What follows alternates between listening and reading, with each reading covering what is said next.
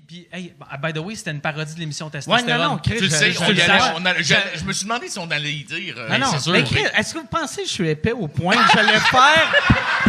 C'est où que vous avez eu cette idée-là? Mais c'était vraiment ça, parce que moi, j'avais un truc que je faisais sur scène tout seul, puis ça avait pas de nom. Jusqu'à temps que lui, il me dise, man, ça pourrait être les loups de l'humour. C'était à l'époque où dire le mot loup, c'était drôle, tu sais.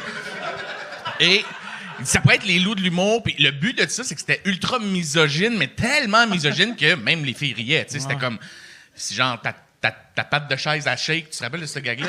On s'était fait huer, tu sais.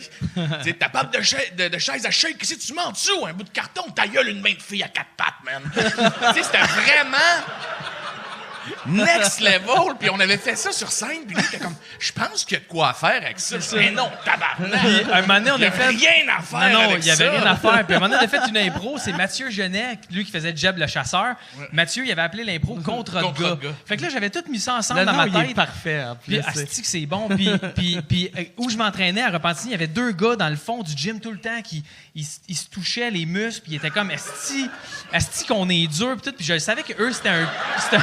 C'est vrai. C'est fucking vrai. On vient de Repentigny, c'est vrai.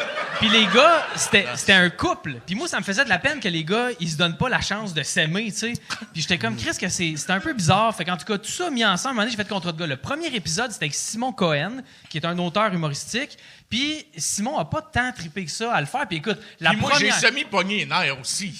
Oui, exactement. Moi, j'étais en tabarnak le jour. Parce que lui m'avait appelé, il me dit, tu sais, là, l'affaire qu'on a faite sur scène. Je suis comme, l'affaire qu'on a fait, on en fait tout le temps. Hey. Fait que là, je fais lequel? Il dit, les 2 gars, là, les loups de l'humour, là. Je dis, ouais, je ferais ça, mais en capsule web. Ça te dérange-tu? Je fais, non, man, fais-les, amuse-toi. J'irai le faire de mon avec toi. Puis là, je vois la capsule sortir avec Simon Cohen. Je suis comme, Chris, c'est mes jokes, c'est mon conseil. Je l'appelle, je show de la merde. Tu me dis que tu voulais, tu vas être le prochain invité. J'étais comme, va chier, je suis pas un invité. Je suis le co-animateur de ton esti de série. C'est exactement ça. Fait que le premier contrat de gars, c'était toi, Cohen. Sur son dos. Ben, écoute, la première joke de contrat de gars, c'est on passe des doigts puis on rappelle pas. Ah ouais. C'est ça la première joke. Puis tabarnak, c'est ça le pilote de Testostérone.